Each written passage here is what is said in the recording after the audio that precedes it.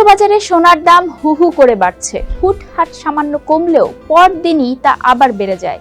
চলতি মে মাসের প্রথম সপ্তাহে বাজারে প্রতি আউন্স সোনা বিক্রি হয়েছে $2,300, যা চলতি বছরের প্রথম দিনের দামের তুলনায় 12% বেশি। ঠিক কি কারণে বাড়ছে সোনার দাম, অর্থনীতির কোন চাবিকাঠি এর জন্য দায়ী, এসব জানতেই আমাদের আজকের বিশ্লেষণ। আপনাদের সঙ্গে আছি আমি রুকাইয়া জহির।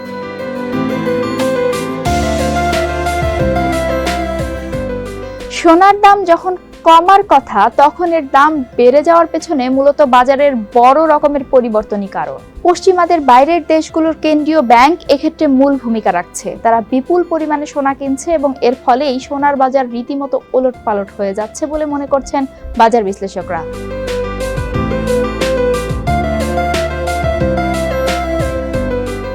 আন্তর্জাতিক গণমাধ্যমগুলো বলছে, ইসরায়েল ফিলিস্তিন সংঘাত শুরুর পর সোনার দাম প্রায় $600 বেড়েছে।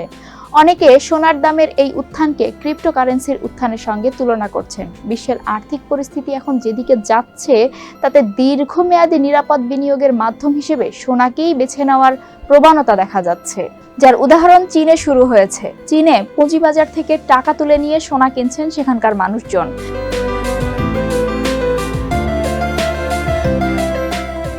ওয়ার্ল্ড গোল্ড কাউন্সিল জানিয়েছে, চলতি বছরের প্রথম প্রান্তিক অর্থাৎ জানুয়ারি-মার্চ সময়ে কেন্দ্রীয় ব্যাংকগুলো 290 টন সোনা কিনেছে।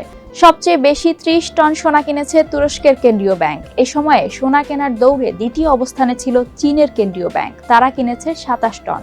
চীনের কেন্দ্রীয় ব্যাংকের কাছে এখন সোনার মজুদ প্রায় 2262 টন। 2022 সালের অক্টোবরের পর থেকে তাদের সোনার মজুদ বেড়েছে 16%। মার্চ মাসেও দেশটির কেন্দ্রীয় ব্যাংক সোনা কিনেছে, ফলে এই নিয়ে টানা 17 মাস ধরে তারা সোনা কিনে চলেছে।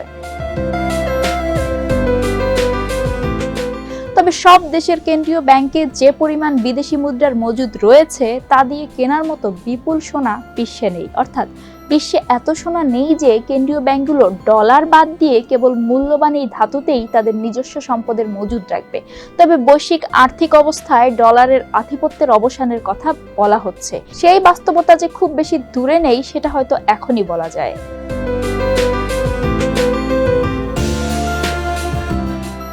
সোনার দাম বাড়ার পেছনে যুক্তরাষ্ট্রের অর্থনীতিও দায়ী বলে মনে করা হচ্ছে। যুক্তরাষ্ট্রে এখন প্রতি 100 দিনে $1 লাখ কোটি বা $1 ট্রিলিয়ন সরকারি ঋণ বাড়ছে। মার্কিন সরকারের আর্থিক পরিস্থিতি টেকসই হচ্ছে না বলে অনেকের উদ্বেগ আছে, আর সেই কারণে সোনার বাজার এখন বেশ রমরমা। যদিও যুক্তরাষ্ট্রের বন্ডে বিনিয়োগ করে এখন উঁচু হারে সুদ পাওয়া যাচ্ছে।